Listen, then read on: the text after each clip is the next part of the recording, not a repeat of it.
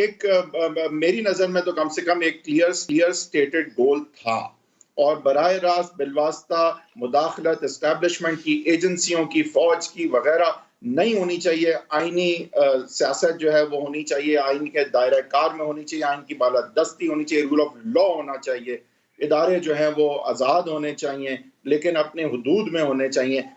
मतलब ये सोच के लोगों ने पीडीएम का साथ दिया था। और आज जब हम सुनते हैं कि ये तो नो कॉन्फिडेंस मोशन की तरफ, जो कि एस्टैब्लिशमेंट का मतलब समझे आप हार पहनाने जा रहे हैं उनको, मतलब आप अपनी पीडीएम की सियासत को कूड़े के डब्बे में मेरे ख्याल से डालने जा रहे हैं ये कह के। तो उसके बाद जो लोग आपके नजरियाती सपोर्टर थे, उसूल पे आपके साथ सपोर्ट कर रहे थे, वो कहां जाएंगे अगर आपने पीपल्स पार्टी की बात मान ली? मानेंगे क्या? बिस्मिल्लाहिर्रहमानिर्रहीम। गुजारिश ये है कि पीडीएम का जो एलामिया जो तमाम जमातों ने साइन किया था, आज भी पीडीएम अपने उस एलामिये पर, अपने उस गोल पर, अपने उस मकसद पर कायम और दायम है। हाँ, चूंकि ये मुख्तलिफ 10 जमातों का, हमने आपको बुलाया इसलिए क्योंकि आपको सही बात बताएंगे हमें। अब ये स्पोक्समैन की तरह ना बात करें कि उस पे कायम और दायम खड़े और ये खड़े। तो पीपल्स पार्टी का एक प्रपोजल है, उसकी बात करें। आप मुझे मौका देंगे तो मैं बात करूंगा ना। अगर आप ही ने बात करनी है तो फिर मैं आपकी सुन लूंगा। मुझे मौका तो दीजिए ना मुझे बात करने का। आपने काफी माशाल्लाह इस पर इंट्रो दिया है। अब जाहिर है थोड़ा सा मुझे भी एक आध मिनट दीजिए ताकि मैं अपना नुक्ता नज़र आप तक पहुंचा सकूं। गुजारिश ये है कि जैसे 10 जमातें हैं, हर जमात का एक अपना पॉइंट ऑफ व्यू होता है, हर जमात अपनी स्ट्रेटजी बयान करती है, तजावीज़ दी जाती हैं, लेकिन अल्टीमेटली फिर उसके बाद जो मुत्तफ़िका फ़ैसले होते हैं वही उस पर अमल दरामद किया जाता है। ये ठीक है कि पीपल्स पार्टी ने एक वोट ऑफ नो कॉन्फिडेंस की तजवीज़ ज़रूर दी है, लेकिन इस वोट ऑफ नो कॉन्फिडेंस का अभी कोई फ़ैसला नहीं किया गया। इसका पीडीएम के, जैसे आपने खुद भी अपने इंट्रो में कहा कि सरबराही इजलास में इसका फैसला किया जाएगा। और मुस्लिम लीग नून ये समझती है कि अगर ये, चूंकि वोट ऑफ नो कॉन्फिडेंस भी एक आईनी तरीका है, इसमें सबसे जो अहम चीज़ है वो है नंबर्स की बात। अब जैसे हमारी पार्टी ने पीपल्स पार्टी से दरियाफ्त किया है अपने एलआई से, और आइंदा भी उनसे हम ये दरियाफ्त करेंगे कि आया उनके पास नंबर्स की स्टेटस क्या है। अगर तो नंबर्स पूरे होते हैं तो जाहिर है ये एक आईनी तरीका है, लेकिन माजी में हमें इस चीज़ का बड़ा एक तल्ख तजर्बा हो चुका है। जैसे आपने भी बेहतर आप जानते हैं कि जब चेयरमैन सेनेट का इलेक्शन आया था तो 64 लोग खड़े हुए थे, और उसके बाद जब काउंटिंग हुई तो वो 50 निकले। तो कहने का मतलब ये है कि ये हम नहीं चाहते कि कल को इस किस्म का दोबारा एक प्रेशर टैक्टिक्स यूज़ किए जाएं, चूँकि माजी में पाकिस्तान में हमेशा ये मामला जौन से देखने में आते रहे हैं। इसीलिए पीडीएम ने अपने तमाम ऑप्शंस सामने रखे हुए हैं, जिसमें जलसे थे, जुलूस थे, रैलीज थी, और फिर उसके बाद जो रेजिग्नेशंस का ऑप्शन है वो अभी भी वैलिड है।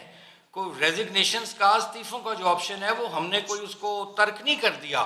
जू तहरीक बढ़ती है, जलसे होते हैं, जुलूस होते हैं, तो आप देखिए एक मोमेंटम होता है जिसको बिल्ड करना होता है पॉलिटिक्स में। इसमें कई जमातें अपनी तजावीज़ देती हैं, ज़रूरी नहीं कि हर जो तजवीज़ है वो काबिल अमल भी हो। सबसे पहले ये देखा जाता है कि जो भी तजवीज़ है क्या वो काबिल अमल है। अगर पीपल्स पार्टी हमें कन्विंस कर लेती है हाँ भाई कि हमारे पास नंबर वो पूरे हो जाते हैं, तो इस पर वोट ऑफ नो कॉन्फिडेंस पे भी सोचा जा सकता है। लेकिन अभी कोई चीज़ भी फाइनलाइज नहीं हुई है। असल जो चीज़ है, जो कि पीडीएम का जो एजेंडा है या जो गोल है पीडीएम का, वो क्या है, हमें उसमें देखना होगा कि आया पिछले 2.5-3 सालों में ये हुकूमत जो दावे करके आई थी या लाई गई थी, क्या जो तब्दीली के वादे किए गए, क्या जो करप्शन ख़त्म करने के वादे किए गए, और यहाँ तक कहा गया कि जी हम गरीब को ऊपर उठाएंगे, तो इन्होंने तो वाकई गरीब को ऊपर उठा दिया है। आज तो अमीर अमीर तर हो गया है, और वो भी वो लोग जो इनके हुकूमत के दाएं बाएं बैठे हैं, और गरीब गरीब तर हो रहा है। आज महंगाई देखिए, उस पर कोई इनकी तवज्जो नहीं है, गुर्बत है, बेरोजगारी है। ठीक है, तो ये गवर्नेंस के इशू हैं, लेकिन आपका यानी कि किरमानी साहब कहना फिर ये, और इट मेक सेंस, आप ये कह रहे हैं कि देखिए आप पीपल्स पार्टी आप नंबर्स लाएं, अगर नंबर्स होंगे तो फिर वो खरीदो फरोख्त और हॉर्स ट्रेडिंग और एस्टैब्लिशमेंट का सहारा जो है उस तरफ हमें नहीं जाना पड़ेगा, और मे भी फिर हम ये कंसिडर कर सकते हैं। ठीक है, मुनासिब बात है आपकी। और बात है कि फिर नंबर्स आपके हो भी गए तो वो भी टूटने का ये सारा चक्कर जो चलता है, आपको भी पता है। मरियम साहबा ने भी कहा था name them and Shem them after the senate elections, और आज भी वो कह रही हैं कि resignation is a very real possibility, in fact they will definitely be considered. तो यहाँ पे ये बात आपकी यहाँ तक तो मुनासिब है, लेकिन अब थोड़ा सा अगर हम आगे चलें तो आपको सर ये नजर आ रहा है इस वक्त के जो प्रायोरिटीज हैं वो पीपल्स पार्टी की कुछ और हैं, और क्योंकि पीपल्स पार्टी को आप इतना साथ लेके चले कि उनके हटने से लगता है जैसे पीडीएम हिल गई है, वरना जरूरी नहीं था कि पीपल्स पार्टी अगर थोड़ी हटती भी तो कोई पीडीएम हिल जाती, ये जरूरी नहीं था। लेकिन आप उनको ऐसे अपने करीब लेके चले कि जैसे कि आप एक ही हैं, तो फिर जब वो हटे आपके मौकिफ से तो लगा जैसे पीडीएम ही हिल गई है। तो अब ये किस तरह आप जो है ना रेकनसाइल करेंगे इस चीज को, और अवाम को देखें, खान साहब को बड़ा ये मौका मिल जाता है कि वो फिर पॉइंट करते हैं आप लोगों पर और कहते हैं देखा इनके अपने अपने मफादात हैं, ये तो मफादात का टोला है, ये तो उसूल की बात ही नहीं। तो ये कैसे आप पब्लिक परसेप्शन को बनाए रखेंगे अपने हाथ में? देखिए, जहां तक मफादात की बात की है, क्या पीडीएम ने अभी तक, जब से पीडीएम की तहरीक शुरू हुई है, पीडीएम की जितनी भी जमातें हैं उन्होंने कौन से अपने जाती मफादात की बात की है? पीडीएम की आप उठाकर जलसे देख लें, तकारीर देख लें, सर पीपल्स पार्टी फायदा उठा गई ना, नहीं देखें, प्रेशर उनसे हट गया। नहीं, ये तो आपका ये एक आपका एक परसेप्शन है कि कौन फायदा उठा गया कौन नहीं फायदा उठा गया।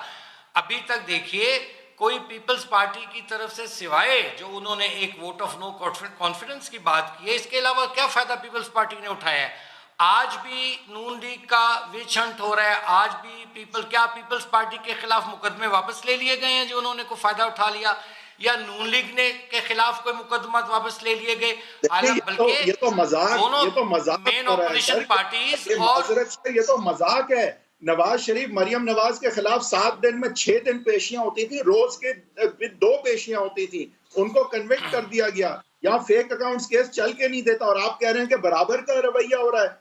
आप कहते हैं कि ये इंसाफ बराबर यहाँ पे मिलता है सबको।